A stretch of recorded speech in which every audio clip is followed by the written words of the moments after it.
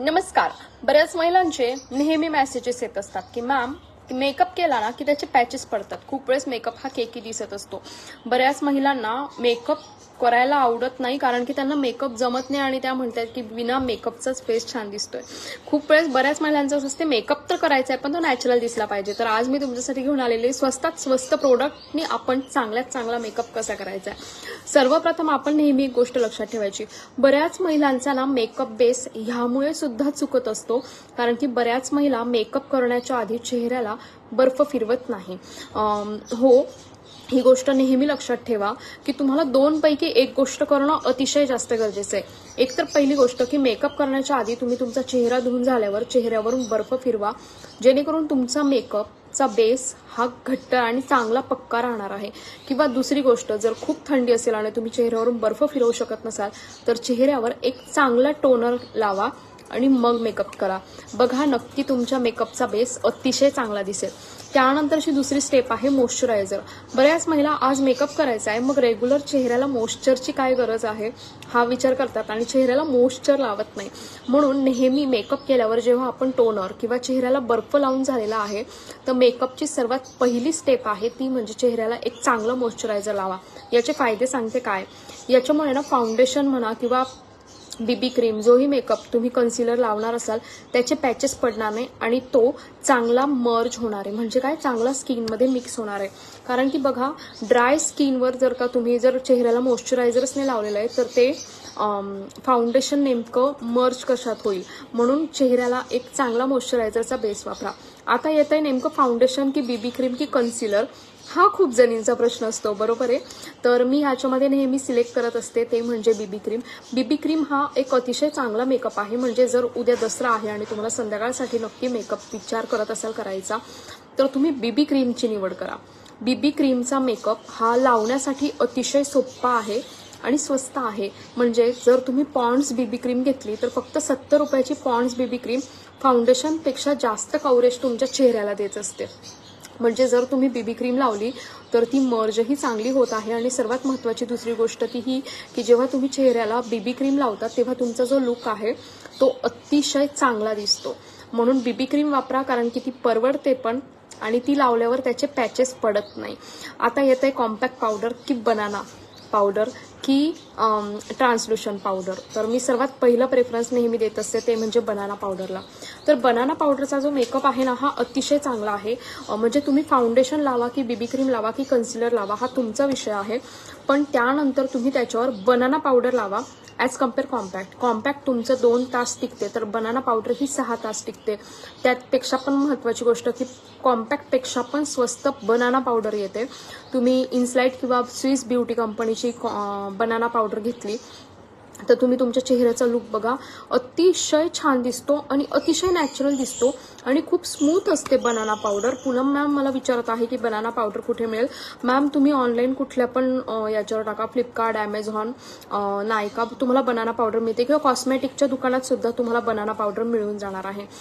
त्याच्यानंतर सर्वात महत्त्वाची गोष्ट आहे आणि ती ही की बनाना पावडर आपण जेव्हा लावत आहोत तेव्हा त्याचा लुक जो आहे तो असा खूप पॅची नाही दिसत. म्हणजे बऱ्याच जणींचा लुक जो आहे तर तो लुक आहे ना असा पॅची दिसतो किंवा असे पॅचेस पडतात किंवा केकी दिसतोय तर तो प्रॉब्लेम होत असतो पावडर सेट न होण्याचा. तर त्याच्यामुळे बनाना पावडर ही खूप लवकर सेट होत असते. किंवा ट्रान्सल्युशन पावडर सुद्धा तुम्हाला कुठल्याही कॉस्मेटिकच्या दुकानात किंवा ऑनलाईन मिळून जाणार आहे.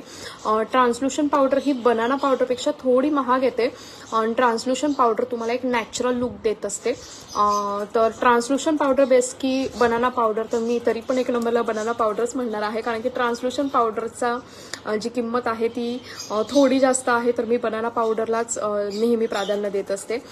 देन तुमचा हा जेव्हा मेकअप क्लिअर होत आहे तर हा मेकअप झाल्यावर खूप जणींचा प्रॉब्लेम हा आहे की खूप जणींना लायनर लावता येत नाही आणि त्याच्यातली मी पण आहे कारण की मला पण सुरुवातीला बिलकुल लायनर लावता येत नव्हतं. माझं लायनर खूप वेळेस चुकायचं लायनर लावताना.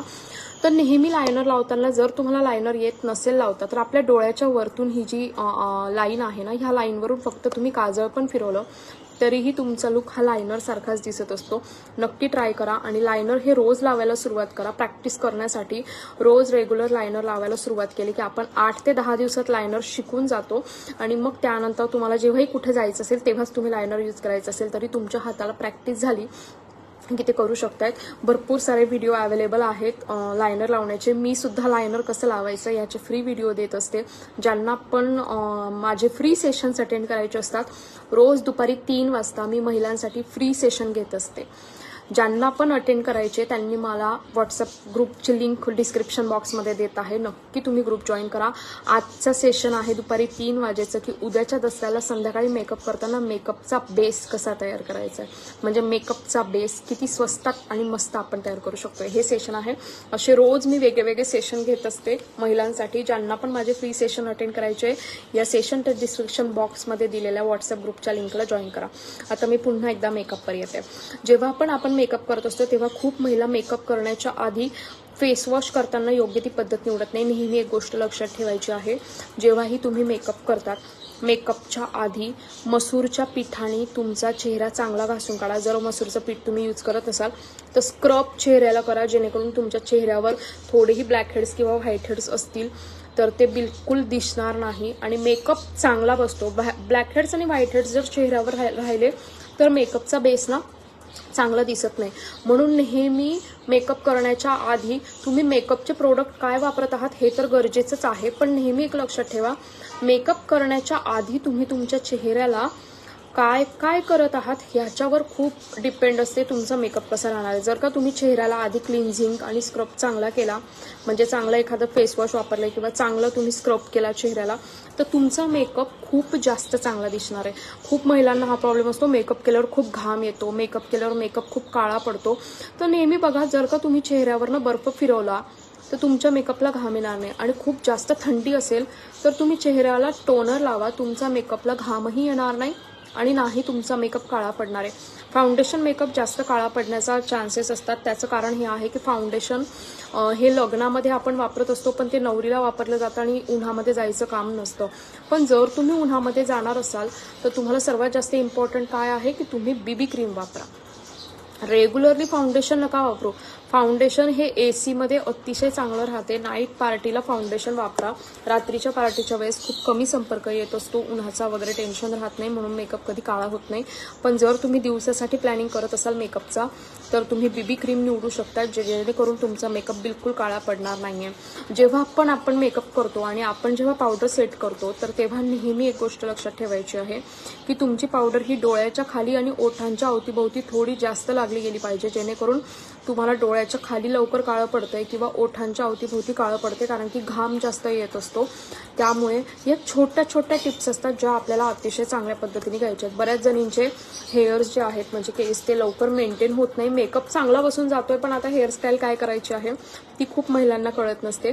तर नेहमी पफ जेव्हा आपण पाडतो केसांचा, तर पफ पाडताना एक गोष्ट लक्षात ठेवायची, सध्या पफचीच फॅशन चालू आहे जास्त करून, आणि साधे मोकळे केस, खूप ब्रॉड चेस्टची वगैरे सध्या फॅशन नाही आहे. मोकळे केस ठेवत आहात, नेहमी मी तुम्हाला सांगते की केस धुण्याच्या दिवशी तुम्ही मिक्सरमध्ये कोरफडीचा गर मिक्सरमध्ये बारीक करा, तो मिक्सरमध्ये वाटा आणि मग्ग्यामध्ये कोरफडीचा गर घ्या. तुमचा जो आवडता शॅम्पू आहे तो शॅम्पू टाका, त्याच्यात पाणी टाका, ते एकत्र करा आणि फेस झाला त्याचा की मग तुम्ही ते केसांना लावा. 5 मिनिटं केसांना तसंच राहू द्या आणि मग तुम्ही केस धुवा. तुमचे केस पूर्णपणे सेट झालेले राहतील. ज्यांचे केस कर्ली आहे त्यांना पण बऱ्यापैकी चांगल्या पद्धतीने स्ट्रेट हेअर मिळून जातील. तर ही एक नॅचरल थेरपी आहे तुमची हेअर स्ट्रेटनिंगची आणि केस सेट राहण्याची. जर तुम्ही अशा पद्धतीने केस धुतले तर तुमचे केस दिवसभर विस्कटलेले राहत नाही, केस सॉफ्ट होतात आणि सिल्की होतात. तर नेहमी हे लक्षात घ्या की जर तुम्हाला ह्या गोष्टी चे त्रास आहे की केस सेट होत नाही तर हे ट्राय करायचे. आणि पफ जेव्हा आपण घेत असतो तेव्हा ह्या आयब्रोजच्या मध्यभागाच्या टोकावरून इथून असे केस घ्यायचे आणि मग पफ पाडायचा, जेणेकरून तुमच्या चेहऱ्याच्या आकाराचा जो पॉइंट आहे तो आहे आयब्रोजचे पॉइंट्स, आणि तिथून तुम्ही असा बोट घेऊन जेव्हा केस घ्याल आणि त्याचा पफ पाडाल तर तो तुमच्या चेहऱ्याच्या आकारानुसार बरोबर पफ पडलेला असणार आहे.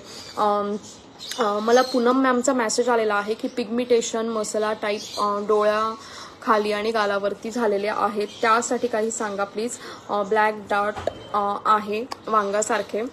मी पूनम मॅमला सजेस्ट करेल की जेव्हा पण तुम्हाला पिगमिटेशन्स येत असतात तर पिगमिटेशन्सवर तुम्हाला बटाटा हा एकच ऑप्शन आहे. बटाट्याने पिगमिटेशन्सचे डाग म्हणजे जे वांगाचे डाग आहेत ना ते जातात. आणि जेव्हा पण तुम्ही बटाटा रोज, आता तुम्ही भाजीत बटाटा टाकतात बरोबर आहे, अशी कुठली भाजी आपल्या घरात बनत नाही ज्याच्यात आपण बटाटा शक्यतो टाकत नसतो. जास्त करून भाज्यांमध्ये बटाटा असतो.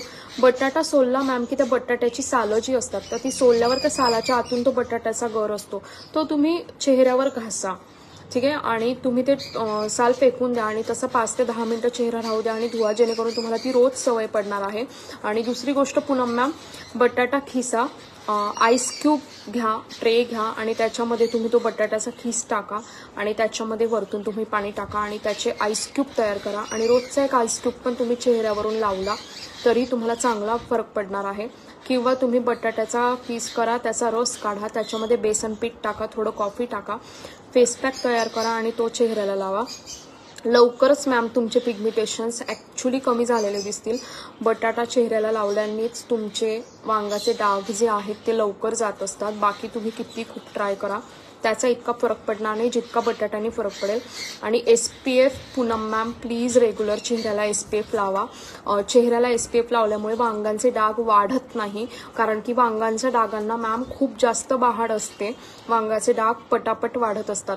म्हणून जर तुम्ही SPF लावली तर ती वाढ तिथेच थांबणार आहे आणि ते जास्त काळे नाही पडणार. असं असते की वांगाचे डाग हे राखाडी रंगाचे असतात, ग्रे कलरचे असतात ते, आणि त्याच्यावर ऊन पडत गेलं, उन्हाची संपर्क येत गेला, उष्णता लागली त्याला की ते काळे पडतात. तर आपल्याला काय असतं की त्याला कसंही करून उष्णतेपासून आणि उन्हापासून वाचवायचं आहे. म्हणून मी SPF नेहमी सांगत असते, सन प्रोटेक्शन फॉर्म्युला आपण ज्याला म्हणतो. तर SPF लावायचं जेणेकरून ना ते डाग जास्त काळपट होणार नाही. एक चांगलं SPF तुम्ही स्वतःसाठी नक्की निवडा मॅम आणि तुम्हाला त्याचा एक चांगला रिझल्ट मिळणार आहे.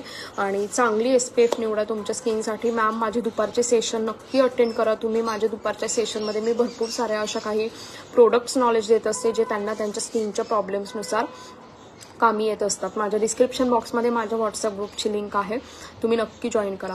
आणि ज्यांना पण नेहमी म्हणजे असे चेहऱ्यावर डाग वगैरे आहे आणि त्यांना जेव्हा मेकअप करायचा असतो तेव्हा ऑरेंज कलरचं जे कन्सिलर आहे, जे ऑरेंज कलरचं कन्सिलर तुम्ही त्या डागांवर लावा आणि मग तुमचा मेकअप जो आहे ते मेकअप करा तुम्ही. तर त्याने काय होणार आहे, जेव्हा पण तुम्ही ऑरेंज कन्सिलर लावाल आणि त्याच्यावर मेकअप कराल तर तुमचे डाग डायरेक्ट पूर्ण झाकले जातील, मेकअपमध्ये ते बिलकुल दिसणार नाही. तर अशा वेगळ्या वेगळ्या पद्धतीने मेकअप करा. आणि नेहमी मी तुम्हाला सांगत असते की लिपस्टिक लावण्याची एक पद्धत असते. खूप जणी लिपस्टिक अशी रेखाटून लावतात, त्याच्यामुळे लिपस्टिक ही अतिशय डार्क लावलेली दिसते. म्हणून आपल्याला काय करायचं आहे, लिपस्टिक ही डॅब डॅब डॅब डॅब करायची, पूर्ण ओठांवर डॅब डॅब करायची, बोटांनी प्रेस करायची आणि मग ती सेट करायची आणि मग लिपस्टिक लावली की ती लिपस्टिक नॅचरल दिसते, डार्क दिसत नाही. आणि मेन म्हणजे तशी लिपस्टिक जास्त लॉंग लास्टिंग दिसते. बऱ्याच महिलांचा मला नेहमी हा प्रश्न असतो की मॅम आमची लिपस्टिक लॉंग लास्टिंग राहत नाही, त्यासाठी काही सांगा. खूप जणी खूप महागड्या अशा लिपस्टिक घेत असतात. मेबिलिनची लिपस्टिक चांगली लॉंग लास्टिंग आहे आणि स्वस्त पण आहे, नक्की ट्राय करा. मेबिलिनची जी लिपस्टिक आहे 306 हा खूप चांगला शेड आहे, तो अतिशय नॅचरल दिसतो आणि चांगला दिसतो, नक्की ट्राय करा तुम्ही. आणि लिपस्टिक लॉंग लास्टिंग राहण्यासाठी थोडंसं कन्सिलर पहिले ओठांना लावून घ्या, सेट करा आणि मग त्याच्यावर तुम्ही लिपस्टिक लावा, चांगला रिझल्ट मिळेल तुम्हाला. ती लिपस्टिक लॉंग लास्टिंग राहते आणि अतिशय नॅचरल असा दिसतो. अशाच वेगळ्या वेगळ्या टिप्ससाठी आमच्या पेजला फॉलो करा. तुम्हाला आजचं सेशन कसं वाटलंय मला नक्की सांगा आणि कमेंट बॉक्समध्ये तुम्हाला काही अडचण असली आणि त्याच्यावर सेशन घ्यायचे असतील तरीही तुम्ही मला सांगा, मी नक्की त्या विषयावर सेशन घेईल. उद्या दसऱ्याच्या सगळ्यांना खूप मनापासून शुभेच्छा. तुमचा दसरा अतिशय आनंदीदायी जाओ आणि तुम्हाला कुठल्याही विषयावर सेशन हवं असेल तर मला नक्की मेसेज करा, मी त्यासाठी नक्की सेशन देईल. थँक्यू.